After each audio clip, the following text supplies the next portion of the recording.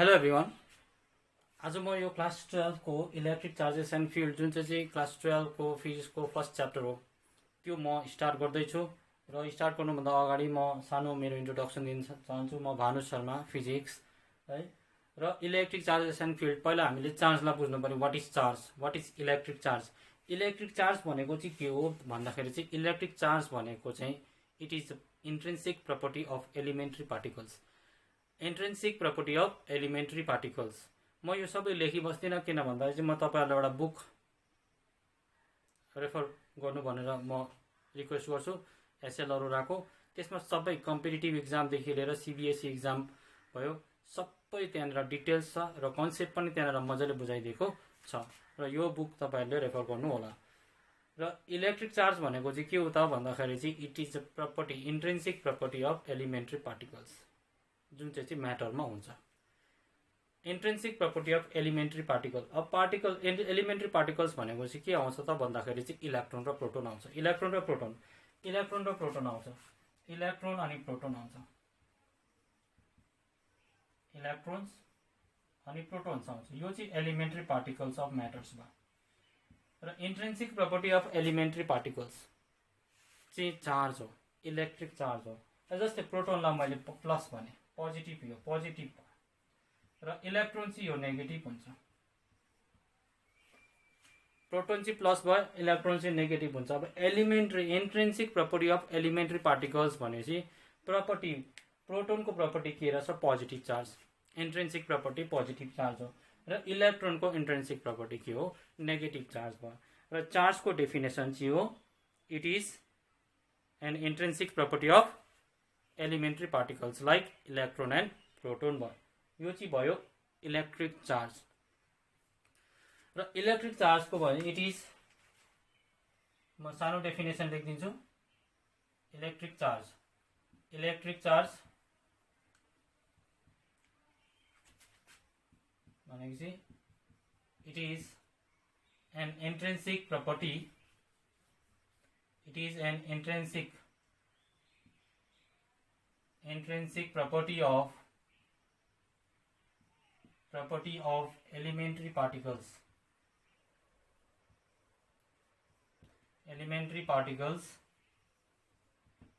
like proton and electron. एलिमेन्ट्री पार्टिकल्सको इन्ट्रिन्सिक प्रपर्टीलाई इलेक्ट्रिक चार्ज भनिन्छ अथवा चार्ज भनिन्छ। प्रोटोनको पोजिटिभ भनेपछि पोजिटिभ चाहिँ इन्ट्रिन्सिक प्रपर्टी हो प्रोटोनको। त्यसरी नै इलेक्ट्रोन्सको नेगेटिभ भनेपछि इलेक्ट्रोन्सको इन्ट्रिन्सिक प्रपर्टी हो नेगेटिभ चार्ज। त्यो भयो। र अब SI unit of electric charge is coulomb. यो हामीलाई थाहा भएको कुरा, जुन चाहिँ हामीले क्लास 10 मा पनि पढिसकेको छौँ। SI unit of electric charge is, SI unit of electric charge is coulomb. SI unit of electric charge is coulomb. अब charge is a scalar quantity, charge scalar quantity हो। चार्ज स्केलर क्वान्टिटी हो कसरी भनेर मैले question सोद्धाखेरि तपाईँहरूले answer भन्नुहुन्छ कि it has only magnitude no direction भनेर भन्नुहुन्छ। तर त्यो जुन चाहिँ फेनोमेना छ त्यो चाहिँ क्लास 10 सम्मको लागि मात्रै एप्लिकेबल छ। It has no direction but it has only magnitude भनेर तपाईँहरूले आन्सर दिनुहुन्छ, त्यो चाहिँ अलिकति रङ हुन्छ। र चार्ज इज स्केलर क्वान्टिटी। किन स्केलर क्वान्टिटी भन्दाखेरि चाहिँ चार्जले चाहिँ vector law of addition follow गर्दैन। Triangle law of vector addition र प्याराग्राम ल अफ भेक्टर एडिसन फलो गर्दैन। त्यसै कारणले गर्दा चार्ज इज स्केलर। र जसले चाहिँ एडिसन फलो गर्छ, addition rule, vector addition rule follow गर्छ, त्यो चाहिँ भेक्टर हुन्छ। So charge is scalar, charge चाहिँ स्केलर हुन्छ। र हामीलाई याद भएको कुरा, इलेक्ट्रोनिक चार्ज 1 कुलम चार्ज भनेको चाहिँ कति इलेक्ट्रोन्स हुन्छ। 1 कुलम चार्जमा कति इलेक्ट्रोन्स हुन्छ? 1 कुलम चार्ज भनेको चाहिँ कति इलेक्ट्रोन्स हुन्छ? 6.25 into 10 to the power 18 electrons हुन्छ 1 कुलम चार्जमा। यो हामी पछाडि गएर डिस्कस गर्नेछौँ। अनि 1 इलेक्ट्रोनिक चार्ज भनेको चाहिँ 1.6 into 10 to the power -19 coulomb हुन्छ। यो चाहिँ हो 1 कुलम चार्जमा यति इलेक्ट्रोन्स हुन्छ 1 कुलम चार्जमा। 1 कुलम चार्ज भनेको चाहिँ यति इलेक्ट्रोन्स हुन्छ। अब यहाँनिर हामीले धेरै कुरा बुझ्नुपर्ने छ। यो त हाम्रो सुरु मात्रै हो। What is charge? चार्ज भयो। What is charge? चार्ज भनेको intrinsic property of an elementary particles भयो, जस्तै इलेक्ट्रोन प्रोटोन्स भयो। अनि unit of charge is coulomb भयो। अनि स्केलर क्वान्टिटी हो चार्ज। चार्ज पोजिटिभ चार्ज होस् अथवा नेगेटिभ चार्ज होस् त्यो स्केलर क्वान्टिटी हो। अनि 1 कुलम चार्जमा यति इलेक्ट्रोन्स हुन्छ। अनि 1 इलेक्ट्रोनिक चार्ज भनेको 1.6 × 10⁻⁻19 कुलम भयो। र प्रोटोनमा इलेक्ट्रोनमा यति माइनस हुन्छ भनेपछि प्रोटोनमा चाहिँ प्लस हुन्छ। प्रोटोनमा चाहिँ 1.6 × 10⁻⁻19 कुलम हुन्छ। अनि नेट चार्ज चाहिँ कति हुन्छ भन्दा 0 हुन्छ। किन भन्दाखेरि चाहिँ प्लस माइनस एड गर्दाखेरि 0 हुन्छ। अब हामीले जान्नुपर्ने छ इलेक्ट्रोस्ट्याटिक्स। इलेक्ट्रोस्ट्याटिक्स हामीले जान्नु पर्यो। इलेक्ट्रोस्ट्याटिक्स भनेको चाहिँ के हो भन्दाखेरि चाहिँ स्टडी अफ रेस्ट चार्ज। यो it is a branch of physics जसले चाहिँ एउटा फिजिक्सको ब्रान्च हो जसले चाहिँ रेस्ट चार्जको स्टडी गर्छ। रेस्ट चार्जको स्टडी गर्छ मिन्स रेस्ट चार्ज कुन चाहिँ हुन्छ, रेस्ट चार्ज कुन चाहिँ हुन्छ त्यो हामीले अनुमान लगाउन सकिन्छ। रेस्ट चार्ज कुन चाहिँ हुन्छ, जस्तै एउटा एटम्सलाई हेरौँ। एटम्सलाई कन्सिडर गर्दाखेरि एटम्समा एकदमै सेन्ट्रल कोरलाई न्युक्लियस भन्छ। त्यो न्युक्लियस चाहिँ न्युट्रोन र प्रोटोनले बनेको हुन्छ। Proton is positive charge. तर त्यो न्युक्लियस कहिले पनि हल्लिँदैन, त्यो असिलेट पनि गर्दैन।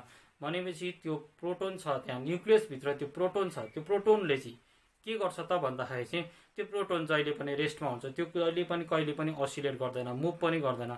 भनेपछि हामीले के को विषयमा पढ्छौँ इलेक्ट्रोस्ट्याटिक्समा भन्दाखेरि चाहिँ जुन चाहिँ चार्ज चाहिँ रेस्टमा हुन्छ त्यो विषयमा पढ्छौँ। जुन चाहिँ चार्ज चाहिँ रेस्टमा हुन्छ, कहिले पनि मुभ गर्दैन, त्यो जहिले रेस्टमा हुन्छ, त्यसको विषयमा पढ्छौँ। त्यो चाहिँ हो इलेक्ट्रोस्ट्याटिक्स।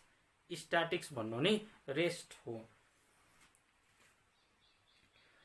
अब हामीले इलेक्ट्रोस्ट्याटिक्समा चाहिँ जहिले हामीले रेस्ट चार्जको विषयमा पढ्छौँ भनिन्छ, जहिले हामीले रेस्ट चार्जको विषयमा पढ्छौँ।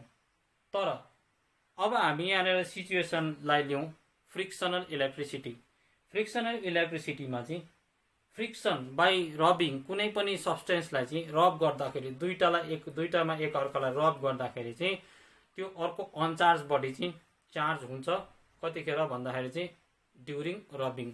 अब रब गर्दाखेरि चाहिँ चार्ज डेभलप हुँदैछ त्यो अनचार्ज बडीमा भने चाहिँ त्यहाँनिर चाहिँ कस्तो खालको चार्ज हुन्छ त्यो हामीले जान्नु पर्यो पहिला। अब चार्ज कस्तो खालको हुन्छ, पोजिटिभ चार्ज हुन्छ भन्नु भन्दा पोजिटिभ चार्ज त रेस्टमा हुन्छ, पोजिटिभ चार्ज त मुभ गर्नै सक्दैन। अब नेगेटिभ चार्ज हुन्छ भन्नु भन्दा कसरी? अब नेगेटिभ चार्ज हुन्छ मैले भने नेगेटिभ चार्ज हुन्छ जब चाहिँ हामीले ग्लास रड र सिल्कलाई चाहिँ एक अर्कामा रब गर्छौँ। रब गर्दाखेरि चाहिँ ग्लास रडमा भएको जुन चाहिँ नेगेटिभ चार्जहरू छ त्यो नेगेटिभ चार्ज चाहिँ सिल्क क्लोथमा ट्रान्सफर हुन्छ र ट्रान्सफर भएपछि त्यतिखेर हुन्छ ग्लास रड चाहिँ पोजिटिभली चार्ज बडी हुन्छ र सिल्क क्लोथ चाहिँ नेगेटिभली चार्ज बडी हुन्छ। अनि ग्लास रडमा चाहिँ डिफिसिट अफ इलेक्ट्रोन चाहिँ पोजिटिभ चार्ज हुन्छ भने र सिल्क क्लोथ चाहिँ गेनिङ अफ इलेक्ट्रोन चाहिँ के हुन्छ नेगेटिभली चार्ज बडी हुन्छ। ग्लास रड र सिल्क क्लोथलाई रब गर्ने सिचुएसनलाई हामी यहाँनिर ल्याउँ।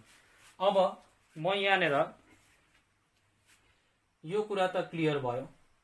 अब फ्रिक्सनल इलेक्ट्रिसिटीलाई म अलिकति यहाँनिर एक्सप्लेन गर्छु र आज म त्यतिमा सकिदिन्छु।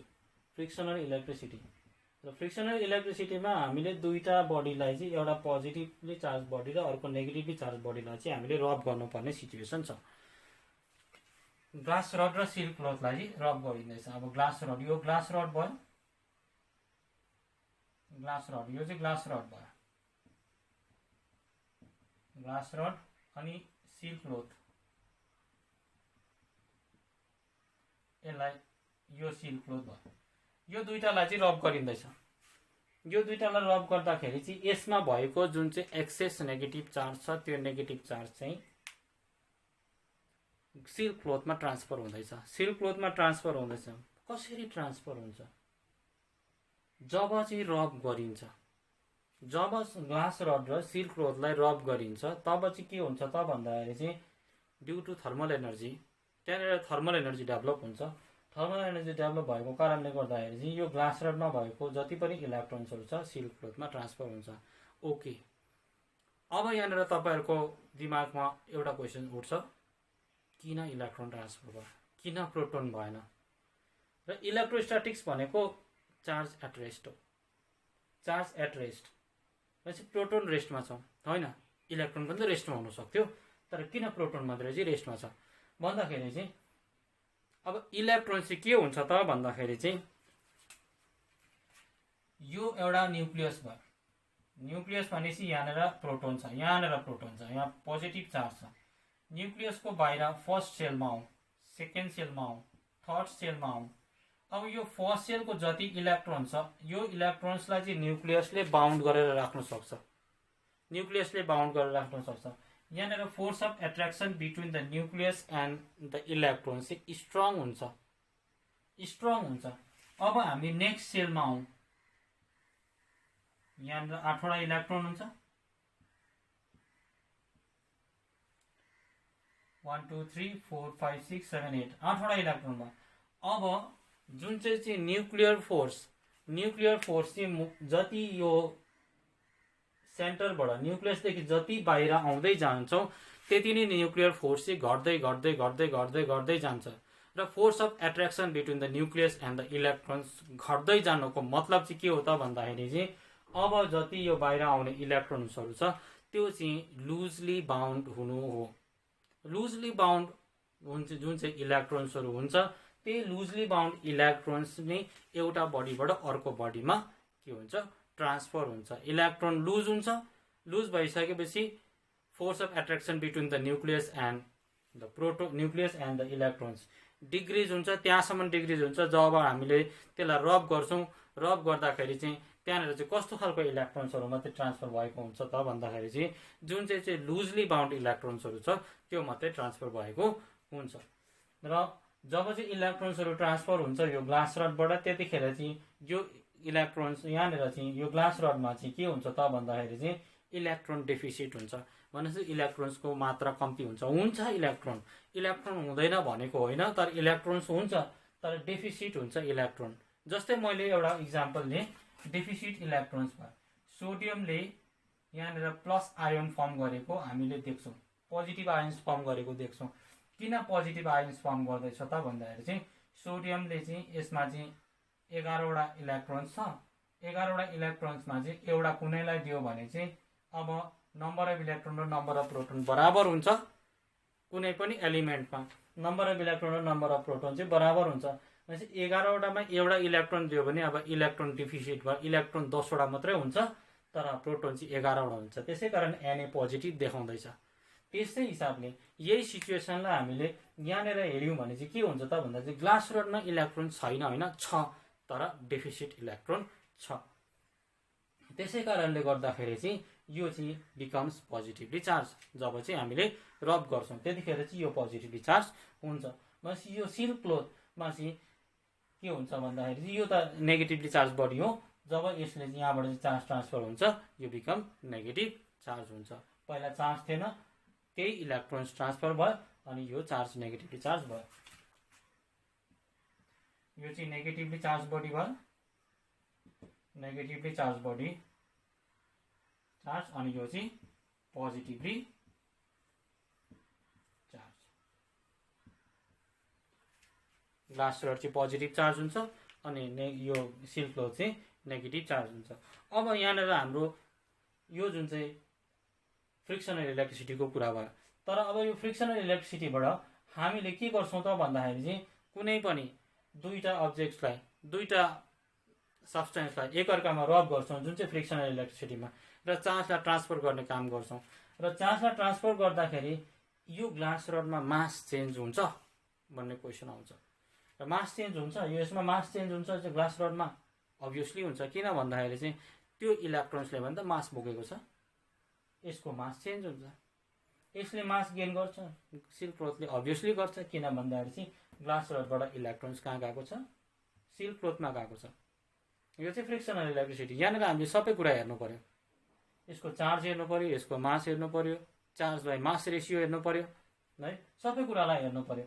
अब ग्लास रडबाट चाहिँ नेगेटिभ चार्ज जति इलेक्ट्रोन्सहरू सबै यहाँ ट्रान्सफर हुँदैछ भने हामीले यो सोच्नु पर्यो कि यहाँनिर चाहिँ डेफिसिट इलेक्ट्रोन मात्रै होइन, मास पनि के हुँदैछ, यसको चेन्ज हुँदैछ, यसको घट्दैछ। कति घट्दैछ भन्दा चाहिँ जति नम्बर अफ इलेक्ट्रोन्स, एउटा इलेक्ट्रोन्सको मास कति हुन्छ र जति नम्बर अफ इलेक्ट्रोन्स चाहिँ यसमा जाँदैछ त्यति नै चाहिँ यहाँनिर मास घट्दैछ। र यहाँनिर चाहिँ जति नम्बर अफ इलेक्ट्रोन यसमा पस्दैछ सिल्क क्लोथमा त्यति नै मास चाहिँ के हुँदैछ, बढ्दैछ त्यहाँनिर भनेर हामीले सोच्नु पर्यो। र यसलाई म कन्टिन्यू गर्छु नेक्स्ट क्लासमा। Thank you.